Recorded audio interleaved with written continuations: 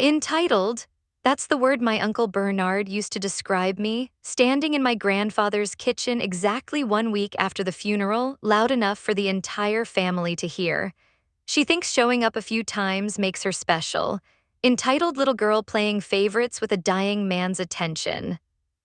I stood there holding a box of my grandfather's old photographs, and I didn't say a single word back because 40 minutes later, at the will reading, my grandfather's own voice was about to answer that accusation for me permanently in front of everyone in that room.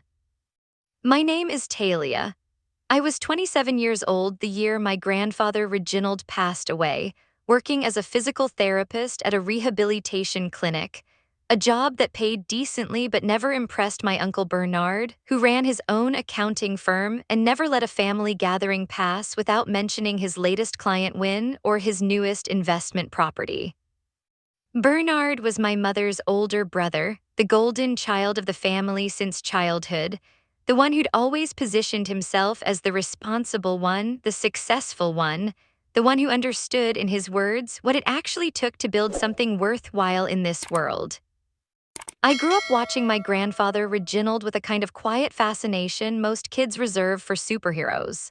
He'd immigrated from Barbados in his 20s with almost nothing, worked as a bus mechanic for the City Transit Authority for over 35 years, and somehow, through decades of careful saving and a handful of smart, patient investments, built a modest but genuinely impressive nest egg that most people in the family had no idea actually existed.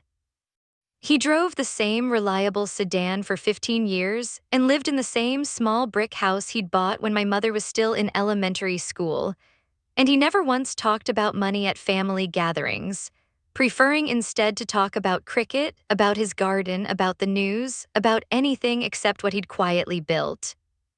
Every Sunday afternoon, for nearly 8 years, I drove to his house after my shift ended, and we sat in his backyard among the tomato plants he tended obsessively. And we talked, sometimes about nothing important, sometimes about things that mattered more than either of us fully acknowledged at the time. He never once compared me to Bernard, never once made me feel like my career choice was somehow less impressive than my uncle's, never once treated love like something that needed to be earned through achievement. When his health began declining, a combination of diabetes complications and a heart condition that had been quietly worsening for years, I became the person who showed up consistently, driving him to appointments, managing his medications, learning his dietary restrictions well enough to cook meals that actually satisfied him without violating anything the doctors had warned him about. My mother visited when she could, genuinely trying but stretched thin between her own job and caring for my younger siblings still at home. Bernard visited occasionally, always making his visits feel less like checking in on his father and more like an audit, asking pointed questions about Grandpa's finances, about whether he'd properly organized his paperwork, about whether he understood the tax implications of various decisions he might eventually need to make. "You're the one who's actually here, Talia," Grandpa told me one afternoon about a year before he died, sitting in his favorite chair on the back porch, his voice steady despite the medications that sometimes made him drowsy. "Bernard calls it looking out for my interests. I call it looking for information he thinks he's entitled to. There's a difference, and I've always known the difference, even when I didn't say so out loud." I told him I appreciated him saying that, though I hadn't actually needed to hear it, and he laughed, a warm, genuine laugh that always made the tomato plants around us seem to shake slightly with the force of it, and told me something I've thought about often since. "Talia, entitlement is wanting something you haven't earned. You've never once asked me for a single thing. That's not entitlement. That's just love, plain and simple, and I'm old enough now to know the difference clearly." He passed away on a quiet Sunday morning in early spring, in his sleep in the same bed he'd slept in for nearly 50 years, discovered by the home health aide who came by 3 times a week.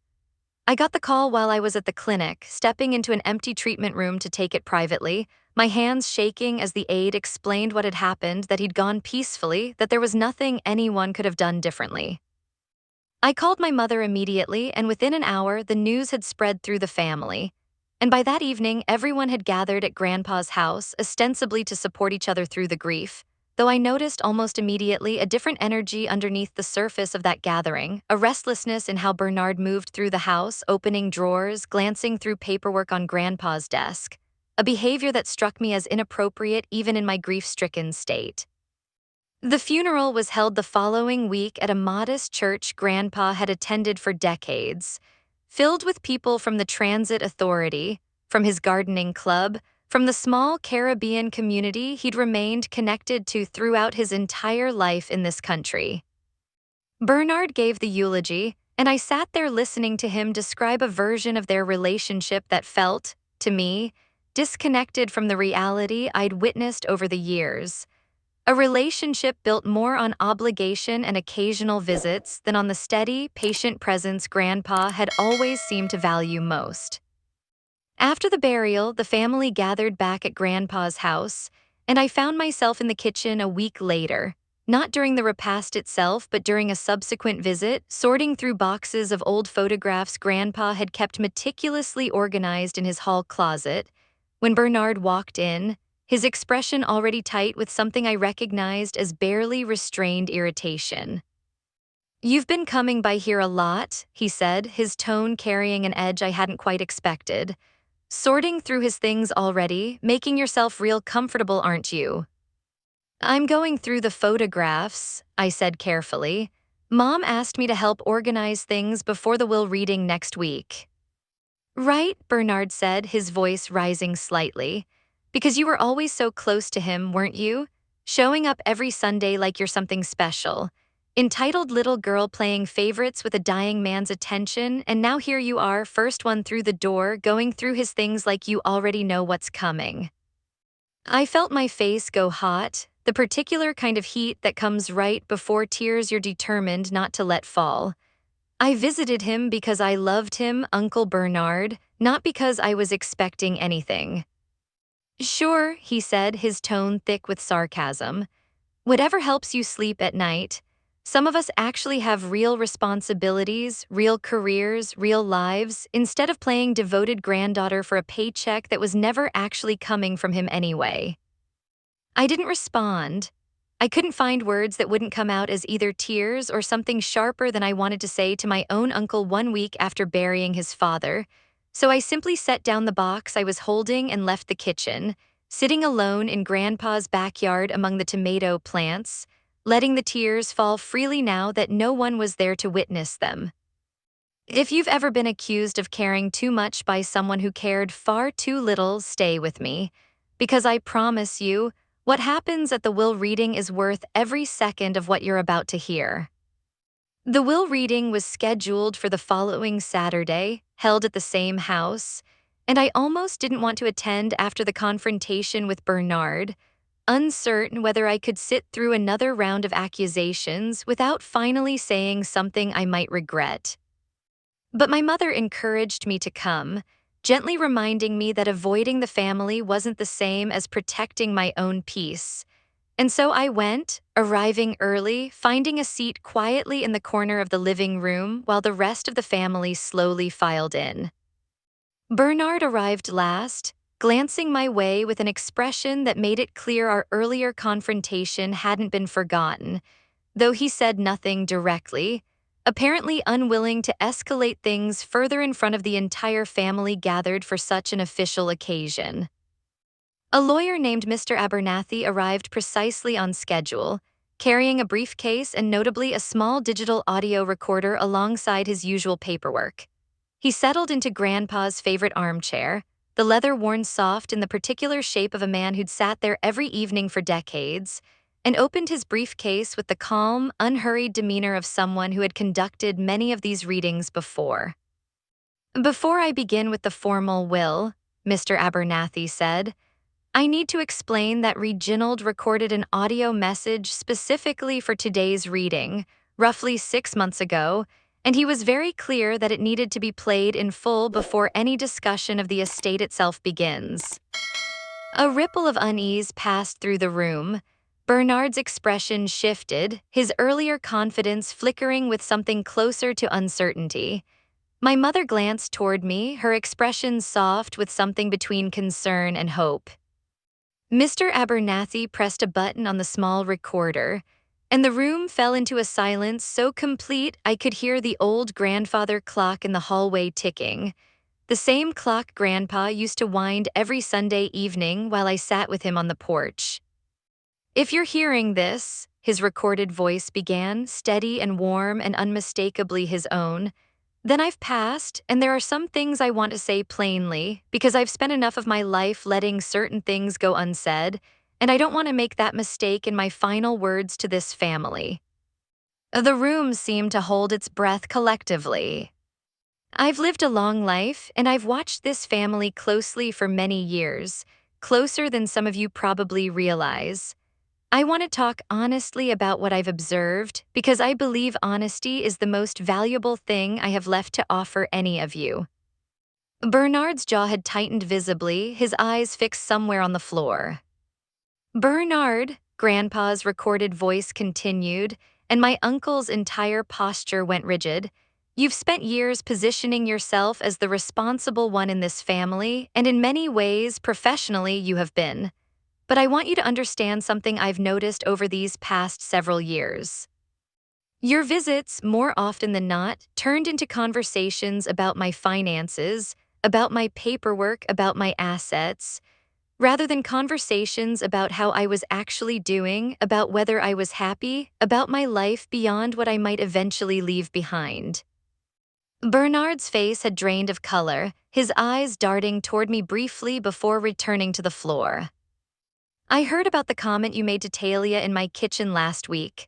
Grandpa's voice continued, calm but unmistakably direct. Entitled, I believe, was the word you used.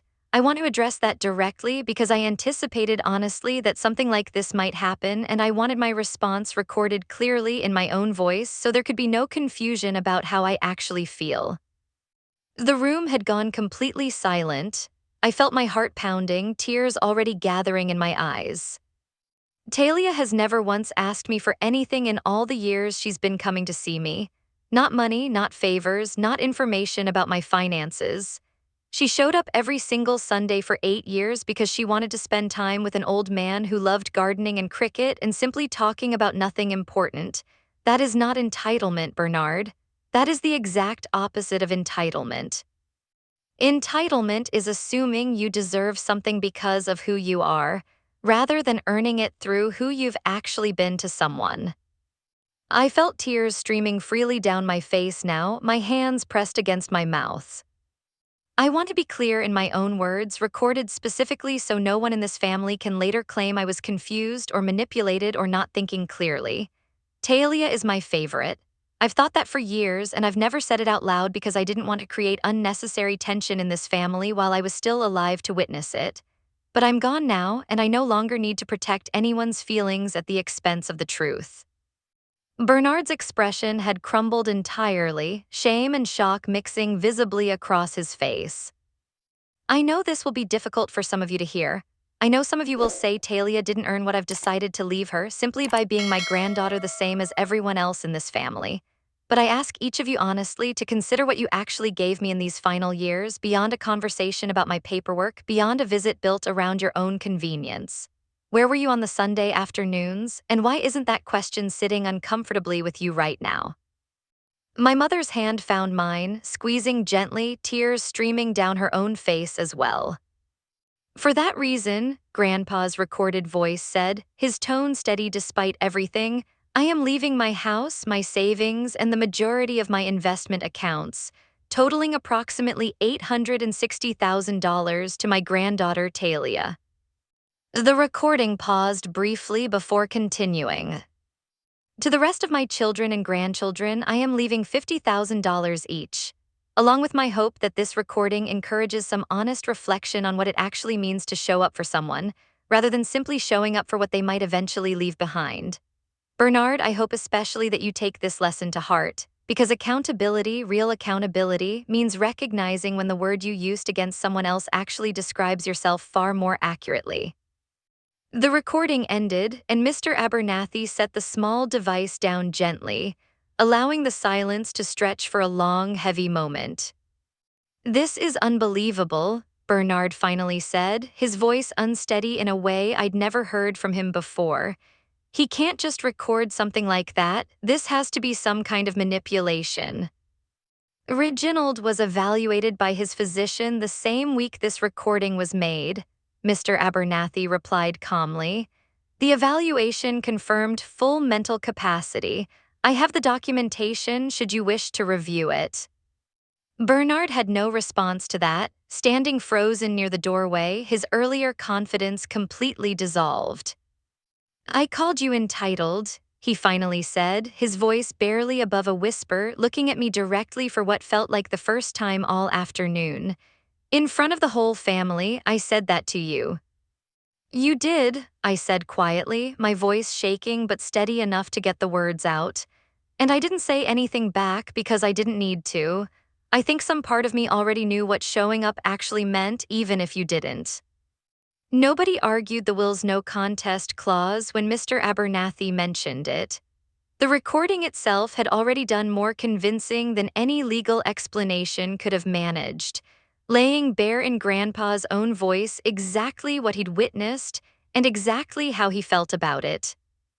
I left that house that evening, driving to a quiet park nearby rather than going straight home, needing time alone to process everything that had just happened. I sat on a bench under a large oak tree and I let myself cry properly for the first time all day, not because of the money, not because of the confrontation with Bernard, but because I missed my grandfather plainly and completely, the particular kind of missing that leaves a hole shaped exactly like the person who's gone. In the weeks that followed, Bernard's behavior toward me shifted into something quieter, more careful, though he never fully apologized in the direct way I might have hoped for. My mother told me later that he'd mentioned, in a rare moment of vulnerability, that hearing his own father describe him so plainly had shaken something loose in him, a recognition he apparently hadn't been ready to face until forced to sit with it publicly. I kept the house, moved into it eventually, and maintained the tomato garden Grandpa had tended so carefully for decades, learning through trial and error how to keep the plants healthy the way he always had, feeling closer to him in that small, ordinary act than almost anywhere else. Some evenings I still sit on that same back porch, and I think about how strange it is that it took a recorded message, made months in advance by a man who understood exactly what needed to be said and exactly how it needed to be said, to finally settle an argument that had followed me my entire life. The quiet, persistent accusation that caring too visibly somehow made a person suspicious rather than simply someone who loved deeply and consistently. People sometimes ask if I feel guilty about the inheritance, about the tension it created with Bernard specifically. I've turned that question over many nights since, sitting on that porch after the sun goes down, and the answer I keep arriving at is always the same. I didn't create the tension between Bernard and me. His own choices did that quietly over years, one dismissive comment at a time, one visit built around finances rather than genuine connection at a time. The recording didn't create that truth. It simply gave it a voice, my grandfather's voice, clear and unmistakable, in a room where accusations had tried briefly to rewrite what had actually been true all along.